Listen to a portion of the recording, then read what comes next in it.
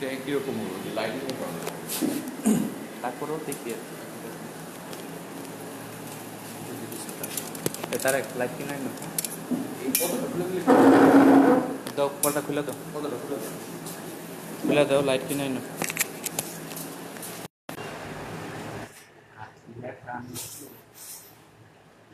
সময় কম জায়গায়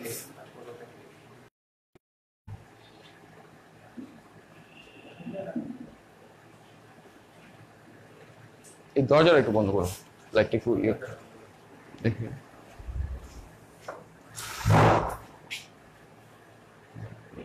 এখন কিছুটা মনে হয় ঠিক আছে আচ্ছা পেছনে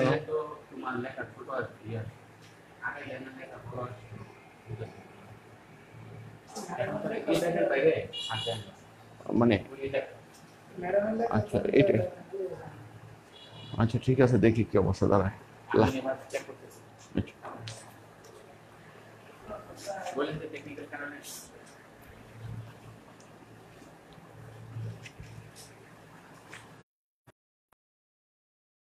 এই যান্ত্রিক গোলযোগের কারণে এই ক্লাসটা একটু ডিস্টার্ব হয়েছে, তো আমরা আবার ফিরে আসছি।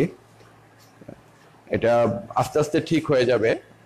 তোমার এইগুলা আস্তে আস্তে ডেভেলপ হচ্ছে, প্রতিটা জিনিসই ডেভেলপ হবে কলেজগুলোতে, হয়তো স্টুডিও আকারেও হয়ে যাবে। তো আমরা যেটা বলছিলাম সেটা হচ্ছে যে এই 75 মার্কস যেটা আছে থিওরিটিক্যাল, সেটার মধ্যে তোমার এমসিকিউ হবে 25 মার্কস 25 নাম্বারের, এবং প্র্যাকটিক্যাল হবে বাকি যে 50 নাম্বার সেটা হচ্ছে সৃজনশীল। সৃজনশীলের মধ্যে তোমার 8টা প্রশ্ন থাকবে। এখানে আমি দেখিয়েছি 8টা প্রশ্নে 2টা বিভাগ থাকবে, একটা ক বিভাগ খ বিভাগ। সেখান থেকে প্রত্যেক বিভাগ থেকে কমপক্ষে 2টা প্রশ্ন সহ মোট 5টা প্রশ্নের উত্তর দিতে হবে। এই হলো 50 নাম্বারের ভাগ। আমি আবার ভাগটা বলি, খেয়াল করে দেখো একটু। Out of 100 marks theoretical 75, practical 25, তত্ত্বীয় 75, ব্যবহারিক 25। ব্যবহারিকের কথাটা যদি আমি সেপারেট করে রাখি তাহলে বাকি থাকলো 75 মার্কস। সেই 75 মার্কসের ক্ষেত্রে তোমার এমসিকিউ হবে 25, আর যেটা হচ্ছে ক্রিয়েটিভ বা সৃজনশীল যেটা আছে সেটা হচ্ছে তোমার 50। এই 50 নাম্বারের প্রশ্নটা কিরকম হবে একটু বলে। 50 নাম্বারের প্রশ্নটা হবে তোমার টোটাল ক বিভাগ এবং খ বিভাগ থেকে 8টা প্রশ্ন থাকবে, 4টা করে মোট 8টা প্রশ্ন থাকবে। তোমাকে 5টা প্রশ্নের উত্তর দিতে হবে, 5 × 10 = 50। কিন্তু শর্ত হচ্ছে যে প্রত্যেক বিভাগ থেকে কমপক্ষে 2টা প্রশ্নের উত্তর দিতে হবে। অর্থাৎ একটা বিভাগ থেকে যদি তুমি 2টা প্রশ্ন দাও, আর একটা বিভাগ থেকে অবশ্যই 3টা প্রশ্নের উত্তর দিতে হবে। এই হলো 5টা প্রশ্ন। এখন আসো ব্যবহারিক যে পার্টটা আছে সেটার একটা ভাগ দেখাই।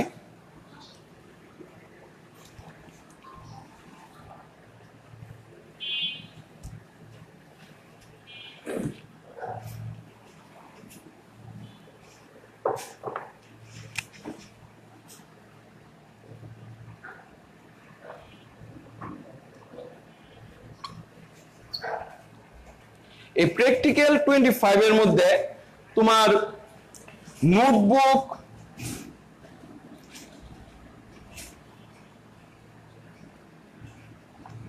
একটা খাতা তৈরি করতে হয়, এটার মধ্যে 2 মার্কস থাকে, একটা ভাইভা থাকে,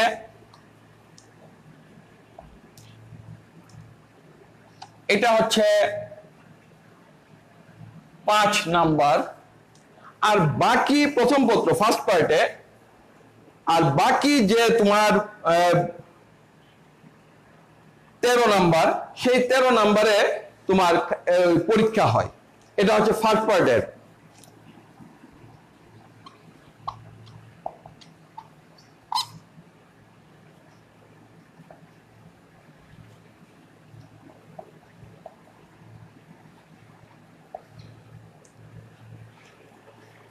খেয়াল করে দেখো, একটা খাতা তৈরি করতে হয় 2 নাম্বার, ভাইভাতে 5 নাম্বার, আর হলো তোমার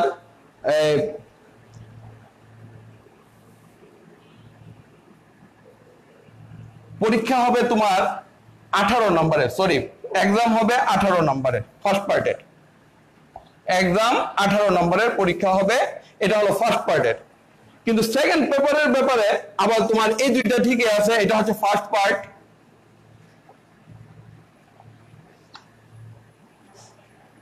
একটু যদি মানে লেখা বুঝতে অসুবিধা হয় একটু বলো, হ্যাঁ একটা একটু কমেন্ট দিও, দিলে বোঝা যাবে যে এটা কি দাঁড়ায়।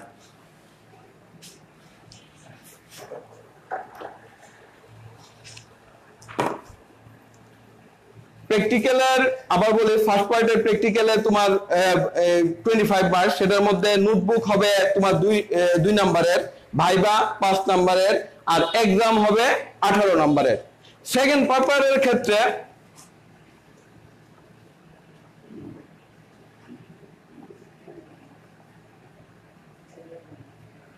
সেকেন্ড পার্টের ক্ষেত্রে যেটা হয়, নোটবুক 2, ভাইবা বসি যেটা ইয়ে হয় এটা হচ্ছে 5, প্রজেক্ট পেপার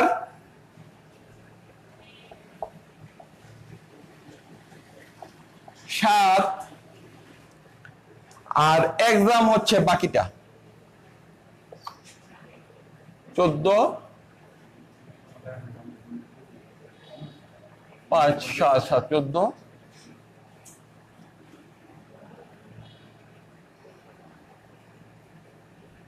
কত থাকে?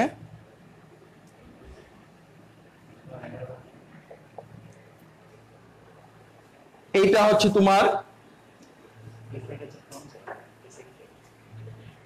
তোমার সেকেন্ড পেপারের ক্ষেত্রে এই প্র্যাকটিক্যাল মার্কসের ডিস্ট্রিবিউশনটা। আবার আমি দেখাই তোমাকে, এই যে 25 marks first part second part দুইটাতেই 25 মার্কস করে তোমার প্র্যাকটিক্যাল নাম্বার আছে, ব্যবহারিক নাম্বার। সেখানে এই নাম্বারগুলো আসলে খুব ইজিলি একটু চেষ্টা করলেই পুরো 25 পাওয়া যায়, যার কারণে A+ পাওয়াটা সহজ হয়ে যায়। কিন্তু ছেলে মেয়েরা তোমার শিখেও বেসিক জিনিসগুলা কাজে লাগে।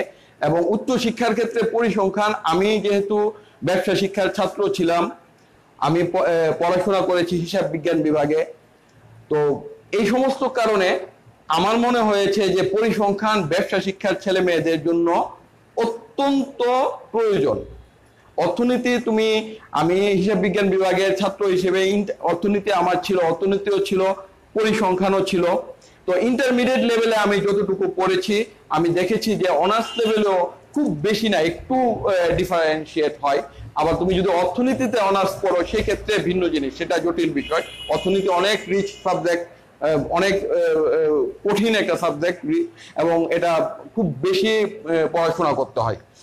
আর আমাদের জন্য যারা ব্যবসা শিক্ষা থেকে আমরা ধরো অ্যাকাউন্টিং, ম্যানেজমেন্ট, বিজনেস, যে ফিনান্স, মার্কেটিং, এই সমস্ত বিষয়ে যারা আমরা অনার্স করি বা বিবিএ করি, এমবিএ করি, এদের জন্য অর্থনীতির যে সিলেবাসটা আছে আমার কাছে মনে হয়েছে এটা মোর অর লেস ইন্টারেস্ট, এবং সেটা তুমি কখনো গিয়েও কাভার দেওয়া সম্ভব। কিন্তু পরিসংখ্যান যেহেতু এই নলেজটা তোমার, কিছু কিছু জিনিস আছে যেগুলো তুমি একদম বাধ্যতামূলক ভাবে ওইখানে ইংরেজিতে পড়তে হবে, তার মধ্যে পরিসংখ্যান একটা।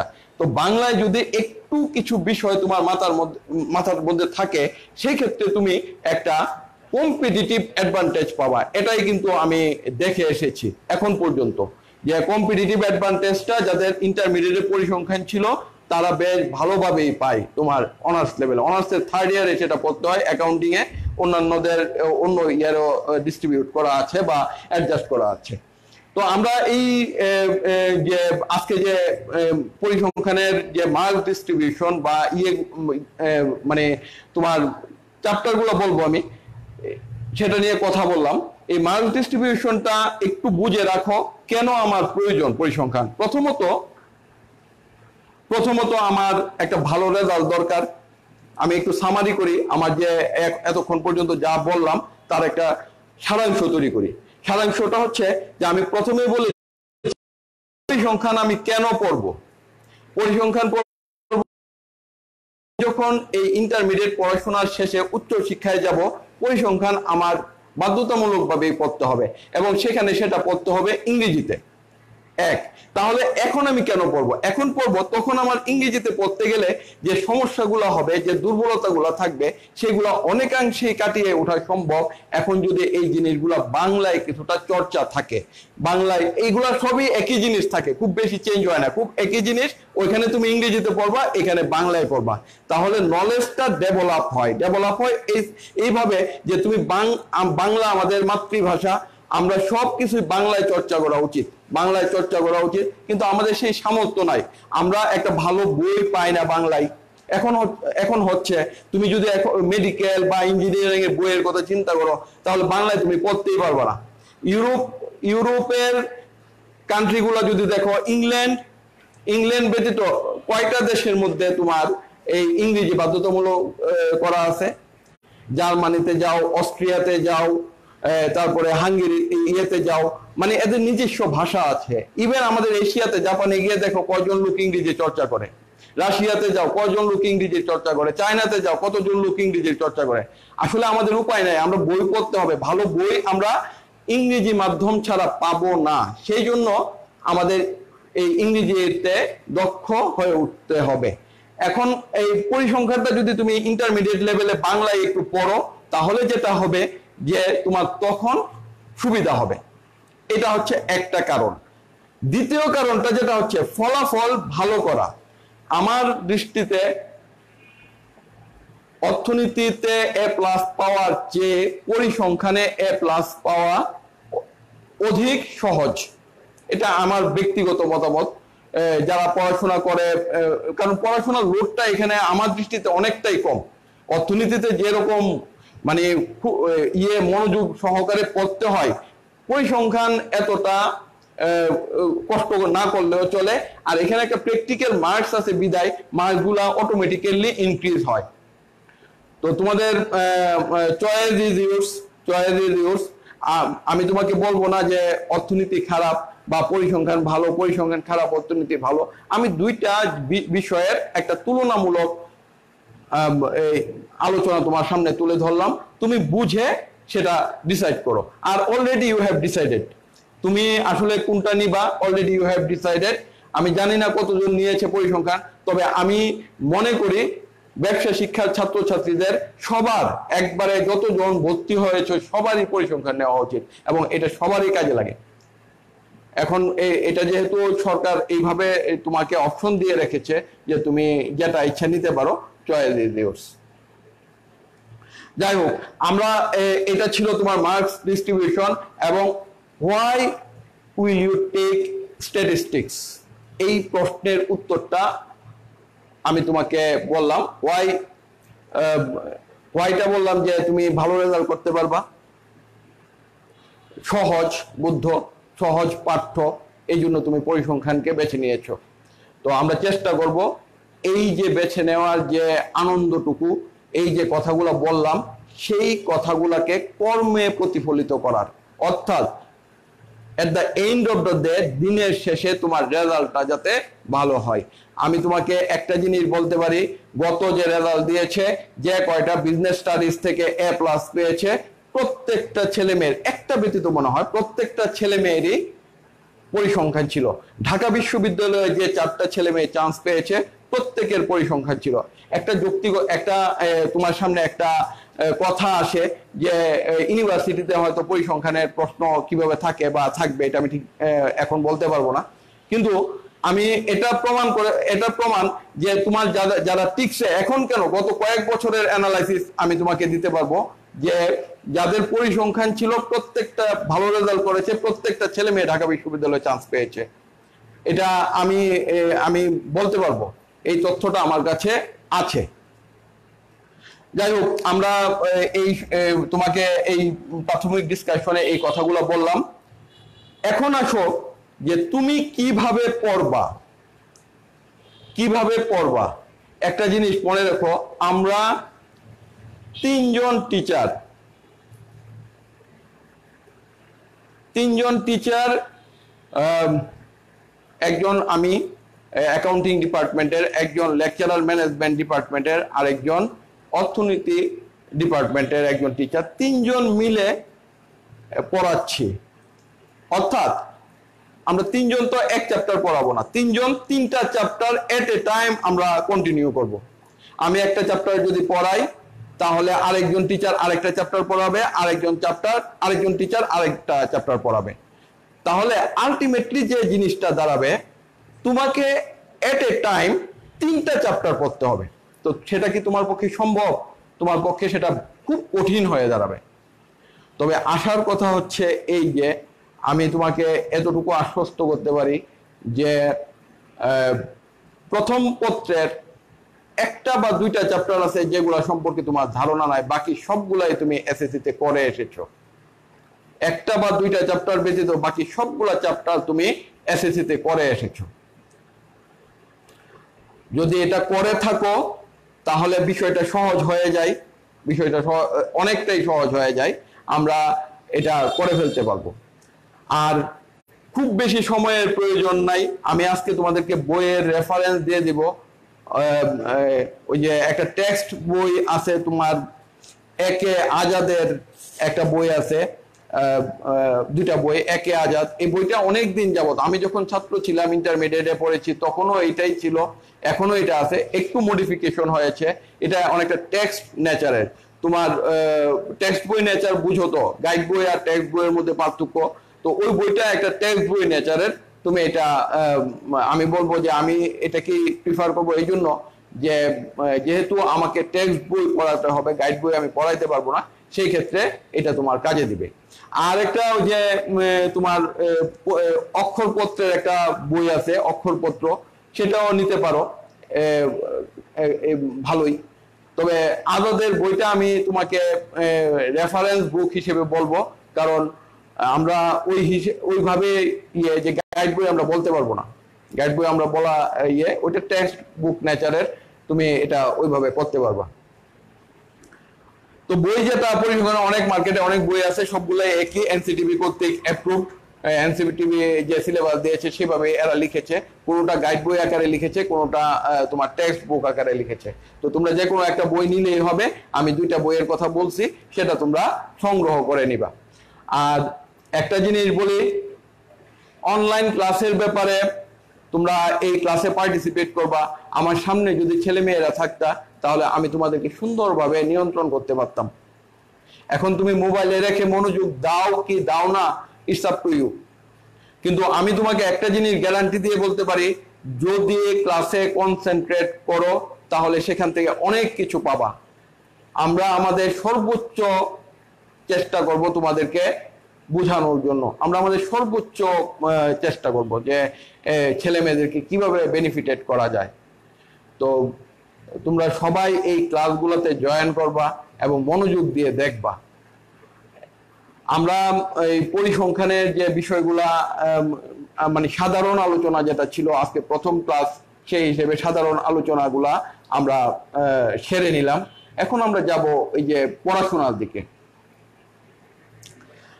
তোমাদের সুমন স্যার,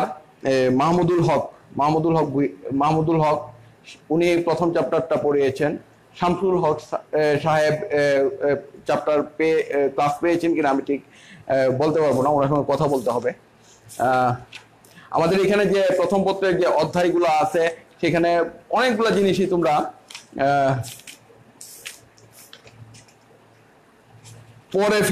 অলরেডি পড়ে ফেলেছো অনেকগুলা জিনিস।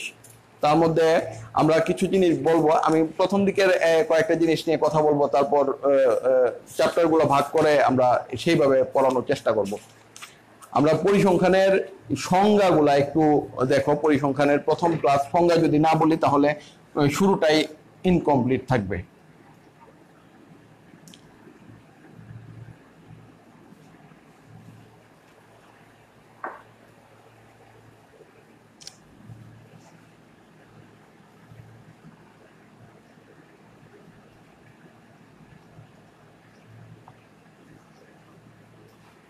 সহজ ভাষায় যদি বলি, দেখো আমি আমার মতো করে বলি, পরিসংখ্যান বিষয়টা ইনক্লুড করে মানে পরিসংখ্যান বিষয় যে এই ইয়েটা কোর্সটা, সেটার মধ্যে কি কি জিনিস থাকে।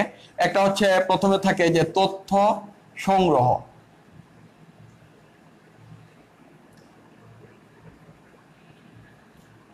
তথ্য সংগ্রহ তিনটা শব্দের ভিতরে নিয়ে আসা যায়। তারপরে হচ্ছে তথ্য বিশ্লেষণ,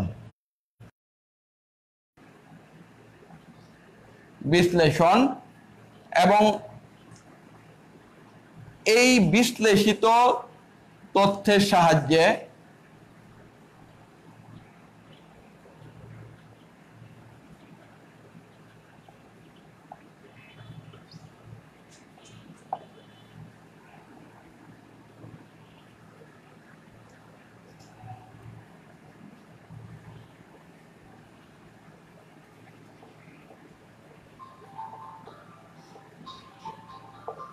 এই বিশ্লেষিত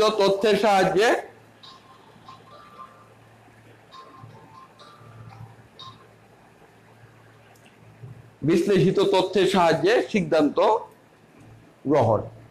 এই কয়েকটা কথাই তোমার পরিসংখ্যানের ভেতরে আছে। এই কয়েকটা কথাই তোমার পরিসংখ্যান তোমাকে শিখাবে। তথ্য কিভাবে সংগ্রহ করতে হয়, তারপরে তথ্য কিভাবে বিশ্লেষণ করতে হয়, বিশ্লেষিত তথ্যের সাহায্যে সিদ্ধান্ত গ্রহণ। এই যে জিনিসগুলা, এই জিনিসগুলাই তোমাকে শেখানো হবে। এই সংজ্ঞাটার মধ্যেই সবকিছু আছে। কিছু জিনিস তোমাদেরকে আমি একটু এই পরিসংখ্যানের ভেতরে যাওয়ার আগে এই জিনিসগুলা একটু তোমাদেরকে ধারণা দিতে চাই, যে কথাগুলো তোমরা সবসময় পাবা। বইটা খুললেই এই শব্দগুলা নিয়ে তোমাকে কাজ করতে হবে। কাজে এই শব্দগুলা যদি মিনিং, এই শব্দগুলোর ব্যাখ্যা যদি না জানো, অর্থ যদি না জানো, তাহলে বই পড়লেও কোনো লাভ হবে না। সবাই এইগুলা কম বেশি শুনেছ, কম বেশি। যেমন ধরো প্রথম যেটা পাওয়া সেটা হচ্ছে সমগ্রক,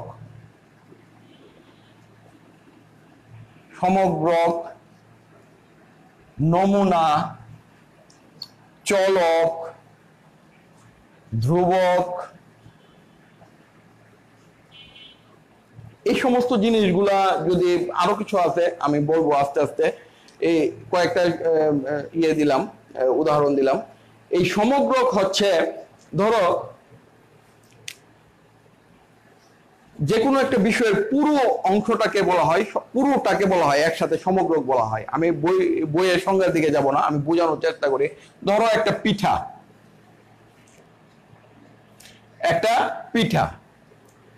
এই পুরো পিঠাটা থেকে তুমি বলতে পারো একটা সমগ্রক। আর এটা থেকে যদি একটা অংশ কেটে নাও, তাহলে সেটা হচ্ছে নমুনা। আমি কি বোঝাতে পেরেছি নাকি? দেখো যে একটা কেক, সেই কেকটা পুরোটাকে বলা হবে সমগ্রক। ইংরেজিতে যেটাকে বলা হয় পপুলেশন। আর এটার একটা অংশ যখন তুমি নিবা, সেটাকে বলা হয় নমুনা বা স্যাম্পল। যেমন বাংলাদেশের সমস্ত জনসংখ্যাকে যদি এজ এ হোল বিবেচনা করো বা একসাথে বিবেচনা করো, তাহলে সেটা হচ্ছে পপুলেশন। আর যদি একটা পার্টিকুলার এলাকা, যেমন ব্রাহ্মণবাড়িয়া জেলার জনসংখ্যা, তাহলে সেটা হচ্ছে নমুনা।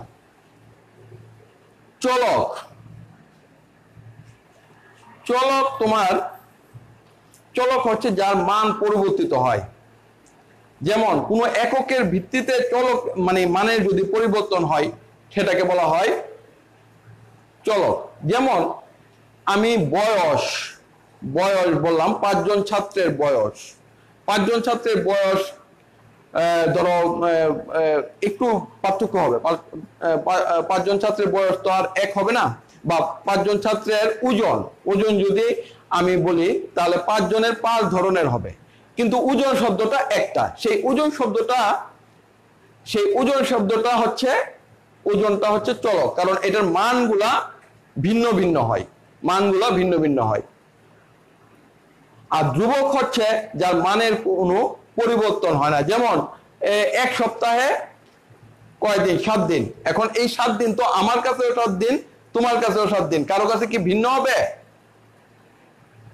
কারো কাছে কোনোদিন ভিন্ন হবে? সেটা হবে না। যেহেতু হবে না, সেহেতু সেটা হচ্ছে ধ্রুবক। যেমন এক মাসে কয় দিন? 30 দিন, গড়ে 30 দিন। তো 30 দিন যদি বলো, অথবা একদিনে কত ঘন্টা? 24 ঘন্টা। এটা আমার কাছে যেমন, তোমার কাছেও তেমন, আরেকজনের কাছেও তেমনই। 24 ঘন্টায়, 24 ঘন্টা কখনো ভিন্নতা আসবে না। সেই জন্য সেটা হচ্ছে ধ্রুবক, যার মানের কোনো পরিবর্তন নেই।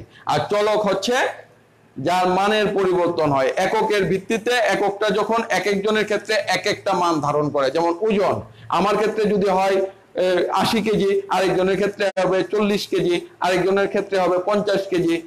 এটা কিন্তু ওজন শব্দটা ঠিক আছে, এককটা ঠিক আছে, এককের মানের ভিন্নতা চলে আসতেছে। সেই জন্য এটা হচ্ছে চলক। ইংরেজিতে চলককে বলা হয় ভেরিয়েবল, আর ধ্রুবককে বলা হয় কনস্ট্যান্ট।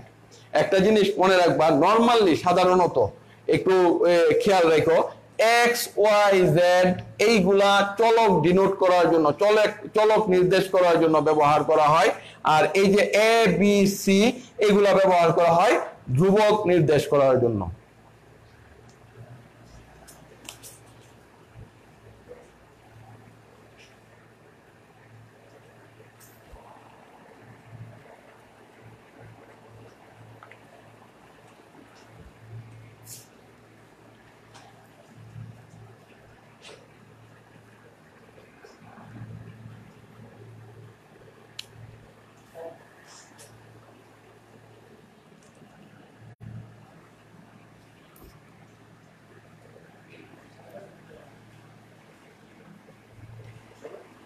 আরো একটা জিনিস পাবা, যেটা হচ্ছে গণসংখ্যা। গণসংখ্যা ইংরেজিতে বলা হয় ফ্রিকোয়েন্সি। এই ইংরেজি নামগুলা অবশ্যই সাথে সাথে শিখে নিবা, কারণ হচ্ছে হবে ভবিষ্যতে যেটা হবে যে তোমাকে ইংরেজিতে পড়তে হবে। এই সংখ্যাগুলো যদি তুমি ঠিকভাবে করতে পারো, তাহলে এই নামগুলা ইংরেজিতে শিখলে তোমার ভবিষ্যতে কাজে লাগবে। এই গণসংখ্যা জিনিসটা কি? গণসংখ্যা জিনিসটা হচ্ছে যে কোনো একটা বৈশিষ্ট্যের সমর্থনে যে উপাত্তগুলা পাওয়া যায় বা তথ্যগুলা পাওয়া যায়, ওই বৈশিষ্ট্যের গণসংখ্যা বলতে সেটাকেই বোঝায়। যেমন আমি এখানে একটা লিখি যে 15 থেকে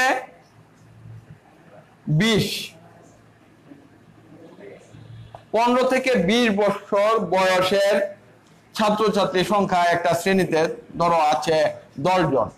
এই যে এই শ্রেণীটা, এই শ্রেণী বৈশিষ্ট্যটা কি? 15 থেকে 20 বছর।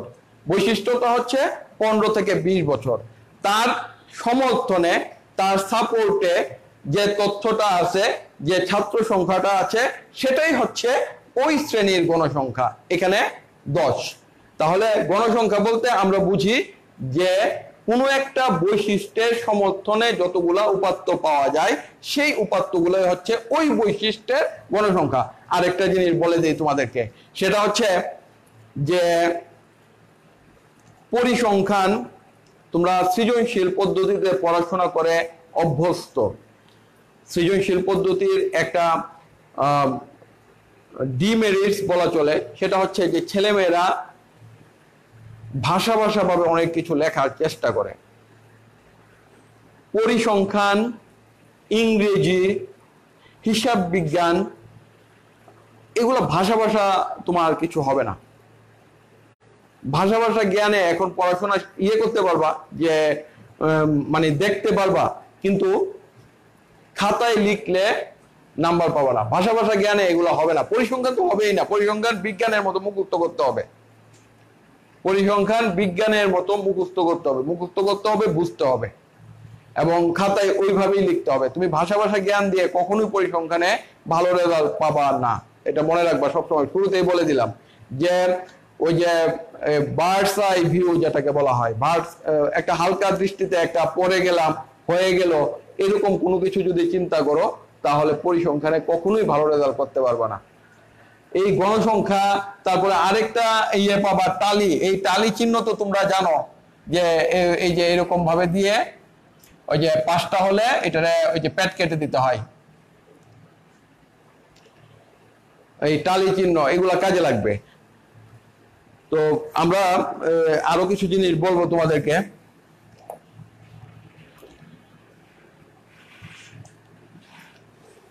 এখানে অধ্যায়গুলোতে আছে, প্রথমে আছে তথ্য সংগ্রহ, তথ্য বিশ্লেষণের দিকে যাব আমরা। তোমার পরিসংখ্যানের সংজ্ঞা টংজ্ঞা এগুলো আছে প্রথম অধ্যায়টাতে। তারপরে দ্বিতীয় অধ্যায়টাতে আছে, প্রথম অধ্যায়ে আছে তোমার পরিসংখ্যান, চলক, প্রতীক। প্রতীক মানে হচ্ছে চিহ্ন, প্রতীক মানে হচ্ছে চিহ্ন, যে কোনো একটা চিহ্ন। যেমন এটা একটা চিহ্ন, এটাকে বলা হয় সিগমা। পরিসংখ্যানে এটা তোমার কাজে লাগবে, এই চিহ্নটা। এটাকে ওই বলা হয় আদর্শ বিচ্যুতি। বাংলাটা আমি আগে বলি, আদর্শ বিচ্যুতি। এগুলো করছো, অনেকটাই করে ফেলছো, বিচ্যুতি। তারপরে ইংরেজিতে বলা হয় স্ট্যান্ডার্ড ডেভিয়েশন।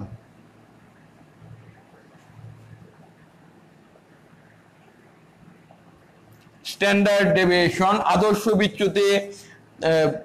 তারপরে ওই যে আরো কিছু চিহ্ন আছে, এগুলো হচ্ছে প্রতীক। প্রতীক মানে কোনো কিছু বোঝানোর জন্য একটা চিহ্ন দিয়ে যদি চিহ্ন যেটা আসে সেটা হচ্ছে প্রতীক। সবাই বুঝো, এটা কিছু বলার নেই। আমি জাস্ট একটা তোমাদেরকে ওই যে একটা সাধারণ ধারণা দিচ্ছি। এখানে আরো অনেক কিছু আছে, যেমন আমি তোমাদেরকে বললাম সমগ্র, নমুনা, চলক, ধ্রুবক। এই তারপরে এই চলক গুলাকে 2 ভাগে ভাগ করা যায়, গুণবাচক চলক, তারপরে হচ্ছে সংখ্যাবাচক চলক। যেমন দেখো আমি বলি, একটু দেখো,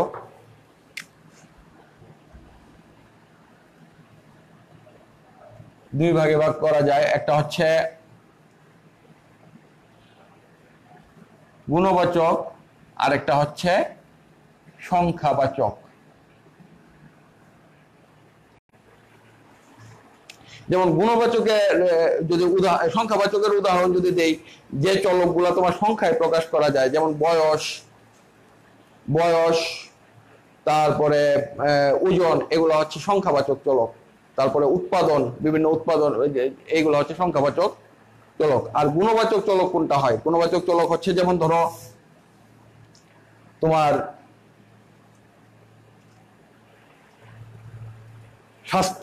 স্বাস্থ্যের সমীক্ষা, তারপরে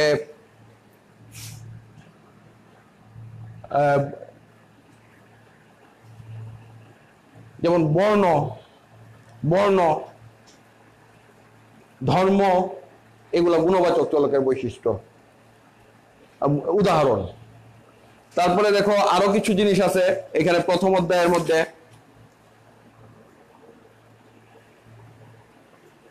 আরো একটা চিহ্ন দেখায় তোমাদেরকে, এটা হচ্ছে এই যে দেখো সামেশন। আসলে আজকে ওই যে ভাষা কিছু জিনিস একদম ক্লাস চ্যাপ্টার ওয়াইজ আমরা শুরু করব। চ্যাপ্টার ওয়াইজ নেক্সট ক্লাস থেকে একদম চ্যাপ্টার ওয়াইজ ভাবেই যাব আমরা।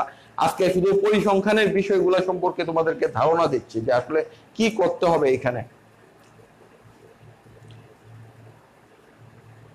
এই ছিল। আর প্রথম অধ্যায়ে আর তেমন কিছু নয়, থিওরিটিক্যাল বিষয় আছে। তুমি ওই যে পরিসংখ্যানের গুরুত্ব পড়তে হবে, চলক ধ্রুবকের পার্থক্য পড়তে হবে। এই জিনিসগুলা একটা বই নিয়ে একদম মুখস্থ করে ফেলবা, এবং বুঝে মুখস্থ করবা। তাহলেই দেখবা যে জিনিসগুলা সহজ হয়ে আসছে। আমাদের কাজ শুরু হবে দ্বিতীয় অধ্যায় থেকে, তথ্য সংগ্রহ, সংক্ষিপ্তকরণ এবং উপস্থাপন। তথ্য সংগ্রহকরণ, এখানে তোমার ওই যে কিছু দেখো দ্বিতীয় অধ্যায়টার মধ্যে আছে তথ্য সংগ্রহ, সংক্ষিপ্তকরণ,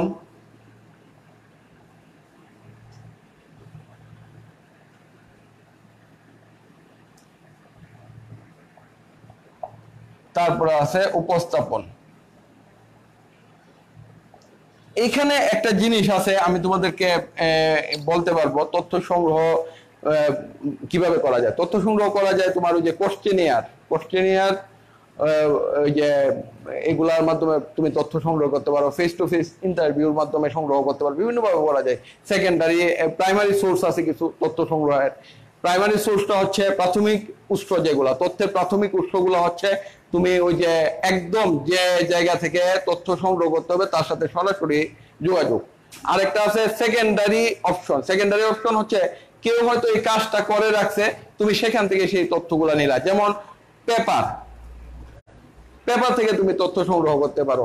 আবার ওই যে এখানে আছে আরেকটা জিনিস সংক্ষিপ্তকরণ, সেখান থেকে তোমার কাজ শুরু হবে। এই সংক্ষিপ্তকরণের একটা তোমার গণসংখ্যা সারণী তৈরি, তোমরা কিন্তু সবাই পারো এটা, গণসংখ্যা সারণী তৈরি করা সবাই পারো। এবং আমি তোমাদেরকে একটা ইনফরমেশন দেই, সেটা হচ্ছে যে এই গণসংখ্যা সারণী যদি পারো তার মানে হচ্ছে তোমার 10 নাম্বার তুমি পরীক্ষার মধ্যে পেয়ে গেছো। একটা গণসংখ্যা সারণী প্রতি বছরই পরীক্ষাতে থাকে, এই একটা গণসংখ্যা সারণী রিলেটেড প্রশ্ন। এটা এমসিকিউতেও থাকে, তোমার ওই যে সৃজনশীল যেটা আছে এটাতেও থাকে, তারপরে তোমার প্র্যাকটিক্যাল যেখানে আছে সেখানেও থাকে এই গণসংখ্যা সারণী। তার মানে হচ্ছে এই গণসংখ্যা সারণীটা তোমরা কিন্তু ওই যে টালি চিহ্ন দিয়ে দিয়ে শ্রেণী দিয়ে দিয়ে করেছো না, মনে আছে? শ্রেণী, গণসংখ্যা, এইখানে ছিল এরকম শ্রেণী, তারপরে টালি, তারপরে গণসংখ্যা, এরকম ছিল না তোমাদের? এসএসসি তে ছিল, অবশ্যই ছিল। এসএসসি থেকে ক্লাস 5 এও আমি দেখছি এগুলো আছে তোমার, এই গণসংখ্যার সারণী তৈরি করা ক্লাস 5 এও আছে এখন।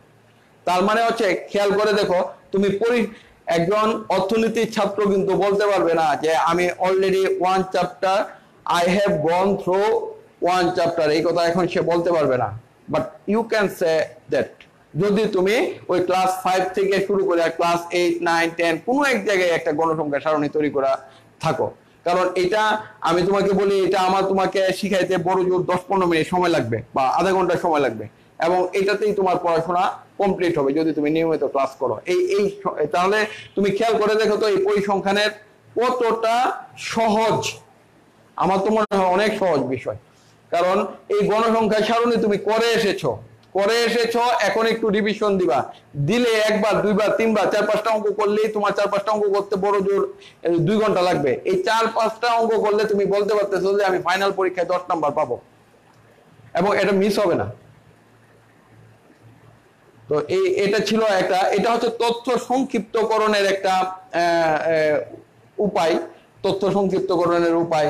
আবার তথ্য উপস্থাপনের কিছু বিষয় আছে, এখানে লেখচিত্র আছে, গ্রাফ আছে। এই গ্রাফগুলা তোমাকে একটু শিখতে হবে। গ্রাফ পেপার, এটা হাতে কলমের বিষয়। গ্রাফ পেপার আমরা বোর্ডে হয়তো চেষ্টা করব, কিন্তু বিষয়টা হচ্ছে গ্রাফ হাতে কলমের। এখানে অনেকগুলা গ্রাফ আছে, তুমি যদি 5টা গ্রাফ, 4-5টা করো তাহলে মোটামুটি কাজ চলে যাবে। তো আমরা এই দ্বিতীয় অধ্যায়টা থেকে শুরু করলে যে অবস্থাটা দাঁড়াবে সেটা হচ্ছে যে আমরা প্রথমেই শুরু করব গণসংখ্যা সারণী দিয়ে তথ্য সংগ্রহ, কোশ্চেনিয়ার যেটা, এটা তোমার বইয়ের মধ্যে নমুনা দেওয়া আছে, তোমরা একটু দেখে নিবা যে তথ্য কিভাবে সংগ্রহ করতে হয়। আমি বলছি আরেকটা জিনিস প্রথমে বলে নেই, ওই যে ডাটা বাংলা হয় ডাটা প্লোরাল নাম্বার, ডাটার সিঙ্গুলার নাম্বার হচ্ছে ডাটাম। ডাটা এবং ইনফরমেশন মানে হচ্ছে তথ্য। বাংলাতে দুইটাকেই তথ্য বলা হয়, কিন্তু দুইটার মধ্যে একটা পার্থক্য আছে, খেয়াল করো। ডাটা এবং ইনফরমেশনের মধ্যে পার্থক্য আছে। আমরা তথ্য নিয়ে কথা বলবো, ডাটা হচ্ছে আমরা ওই যে সংগ্রহ করব। তাহলে বাংলায় কিন্তু তথ্য বলতে তুমি ডিকশনারিতে যদি দেখো তাহলে ডাটাই বলে, অথবা তথ্য বলে, ইনফরমেশনও তথ্য। কিন্তু এইসব ক্ষেত্রে একটা পার্থক্য আছে। পার্থক্যটা হচ্ছে ডাটা হচ্ছে র, মানে একদম প্রাথমিক পর্যায়ে, যেটা তুমি ওই যে ক্লাসের মধ্যে গিয়ে তোমার বন্ধুদের বয়স নির্ণয় করলা, ফেস টু ফেস কমিউনিকেশনের মাধ্যমে তুমি তাদের বয়স সংগ্রহ করলে, একদম প্রাথমিক অবস্থা, সেটা হচ্ছে ডাটা। আর তুমি ওই যে বন্ধুদের বয়স সংগ্রহ করেছো, সেটার গড় নির্ণয় করছো, তুমি গড় নির্ণয় করছো, মধ্যমা নির্ণয় করছো, প্রচুরক নির্ণয় করছো, তখন সেটা হয়ে যায় তথ্য। অর্থাৎ ডাটাকে যখন প্রসেস করা হয়, প্রসেস করার পর যে ফিনিশ প্রোডাক্টটা আসে সেটা হচ্ছে তোমার তথ্য। হ্যাঁ, ঠিক আছে।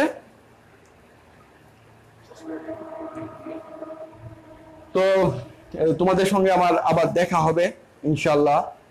আমরা এই ক্লাসগুলা নিব, অনলাইনে যে ক্লাসগুলো আসলে এগুলো আমাদের কাছে নতুন, একদম নতুন।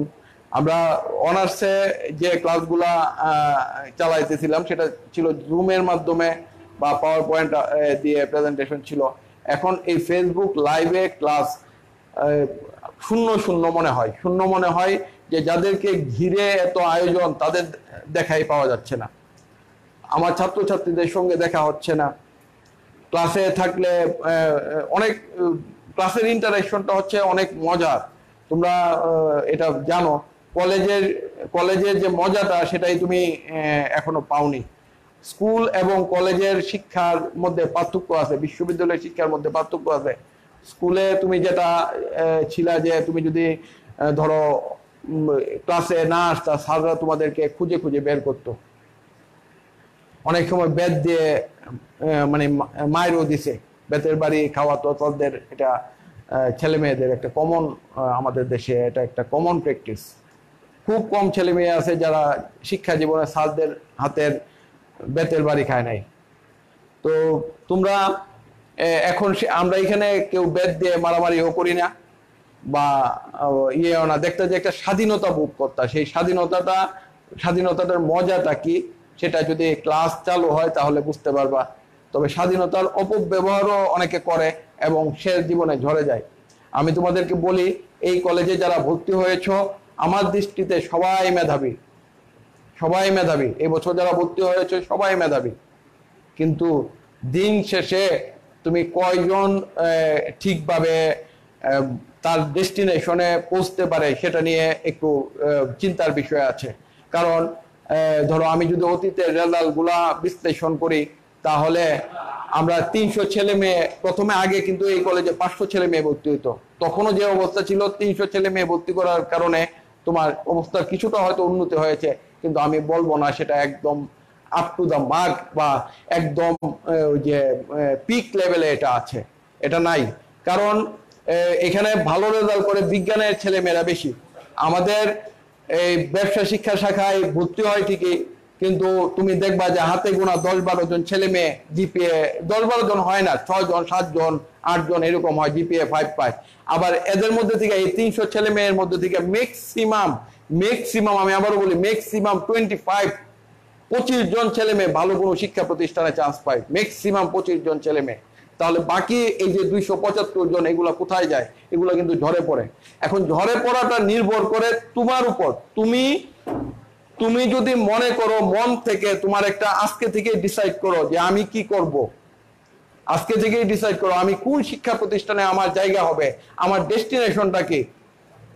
আমি ওই যে লক্ষ্যটা প্রথমে স্থির করে নিতে হবে যে আমি ব্যবসা শিক্ষা শাখার কথা বলবো, apex institution is the Dhaka university, এবং যদি হয় আইবিএ, নাম শুনেছো, ইনস্টিটিউট অফ বিজনেস অ্যাডমিনিস্ট্রেশন, ওইখানে যদি এটা আরো আছে, এখন আরো হয়েছে, তুমি ভালো পড়াশোনা হয় করতে পারবা। কিন্তু টার্গেটটা তোমার, স্বপ্নটা বড় দেখতে হবে। ওই যে আমাদের এই শতকের সবচেয়ে বড় মানব, আমার দৃষ্টিতে ওই যে ভারতের রাষ্ট্রপতি ছিলেন এপিজে আব্দুল কালাম, ওনার একটা কথা তোমাদেরকে বলেই এটা আস্তে আস্তে শেষ করব আমি। সেটা হচ্ছে, উনি বাংলাদেশে এসেছিলেন মৃত্যুর কিছুদিন আগে, তখন ছাত্রছাত্রীদের উদ্দেশ্যে একটা কথা বলেছিলেন, সেই কথাটা আমি তোমাদেরকে শোনাবো আজকে। সেই কথাটা কি? সেই কথাটা হচ্ছে বড় স্বপ্ন দেখতে হবে, বড় স্বপ্ন দেখতে হবে। ছোট লক্ষ্য স্থির করা অপরাধ। তুমি যদি এখনই চিন্তা করো যে আমি ওই যে মানে কনস্টেবল হবো, ইয়ে হবো, এইগুলা হবো, বা ছোট কিছু করবো, মুদির দোকান দিব, ওই যে ইয়ে করবো, তাহলে তুমি বড় কিছু জীবনেও হতে পারবে না। বড় হওয়ার জন্য বড় স্বপ্ন দেখতে হবে। স্বপ্নটা, আর স্বপ্ন এমন ভাবে দেখতে হবে, এটা পরের উক্তিটা ওনারই, যে স্বপ্ন এমন ভাবে দেখতে হবে ঘুমায় না। যে স্বপ্ন তোমাকে ঘুমাতে দিবে না, যে স্বপ্ন তোমাকে ঘুমাতে দিবে না, সেইভাবে তোমাকে স্বপ্ন দেখতে হবে।